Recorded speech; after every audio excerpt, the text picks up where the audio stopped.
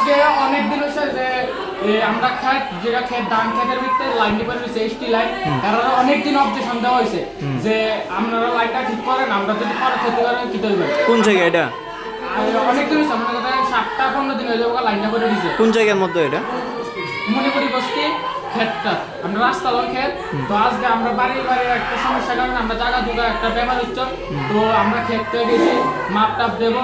তো এখানে ওই কইতেছে তারটা আটকা গেছে, আটকে তারটা বাড়ি দিয়া ধরে লেছে কারেন্টে, ধরে সাইডটা নিয়ে আর বসে লগালো। আমরা হসপিটালে এসে ডাক্তাররা নয়তো চিকিৎসা করছে, চিকিৎসা করে হেরা দিচ্ছে।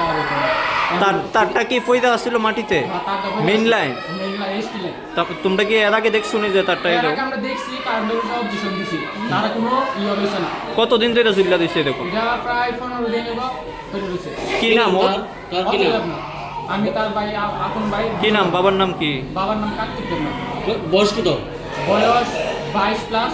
কি করে এমনি? এমনি গাড়ি চালা, নিজের গাড়ি আছে। কোন বাড়ি? বাড়ি মনে করে বসতে।